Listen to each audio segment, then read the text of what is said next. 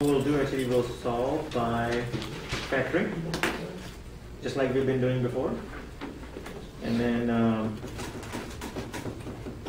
so let's see, x squared minus 6x plus 7 equal to 0. So again, very first thing, this is called quadratic equation, right? So again, this is an equation, right? We call this quadratic equation because on the left hand side we got three terms, right? Okay, so quadratic equation. So right now we're going to solve by factoring. So just like we've been done before. So on the left hand side you got how many terms here? Three. So three terms. In order to find the factors, what we can do? By use AC method, right? So if I were to use AC method, what is A? 1. What is B?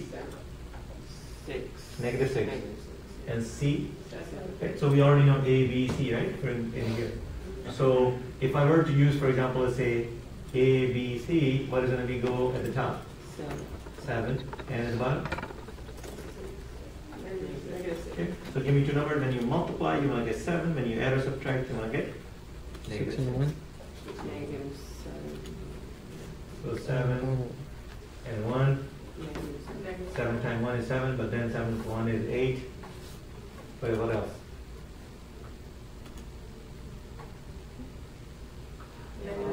Negative 7, negative 1. But then this will be negative 8. Right? So we're not going to be able to. Are you here? I'm here. I'm with you. So again, we're not going to be able to find the combination right here, right? Because it's not going to work. So see, this problem we cannot even solve by factoring. Right?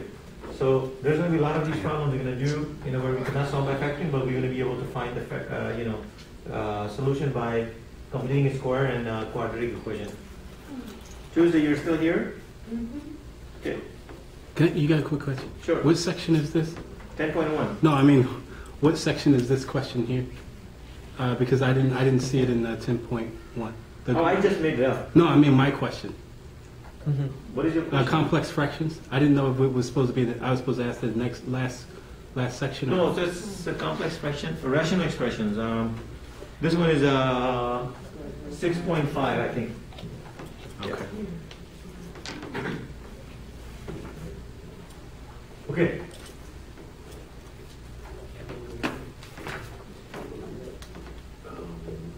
Okay, so let's see if we can find the answer for this one now. Can we solve this by factoring? By using AC method? What is going to go at the top? 8. At the bottom? 6.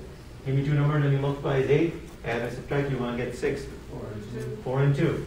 Right? Now since A is 1, right? A is 1. We can just say, okay, well the two factors are going to be here, x plus 4. And it's going to be x plus 2 equal to 0, right? 4 and 2. Yes? Now we can take each one of those factors, set it equal to 0. So it's going to be x plus 4 is going to be equal to 0. So it means x is going to be equal to negative 4. And the other one is going to be x plus 2 is going to be equal to 0. So it means x is going to be equal to negative 2. So the two answers you're going to get for this problem is going to be negative 2 and negative 4. Now how we found the answer here for this problem is by factoring. That's what we did, right? So this is called by factoring.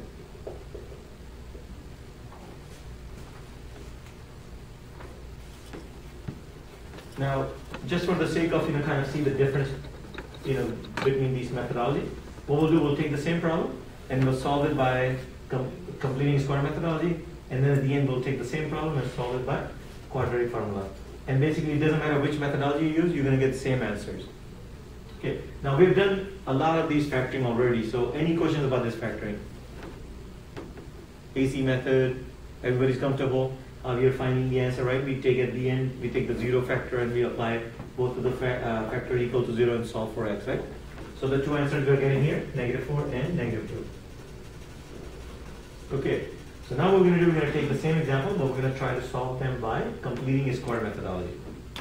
Okay, but before we do completing a square, I need to give you some, the man is taking some notes. Sorry. Okay, so here's my question. How many people know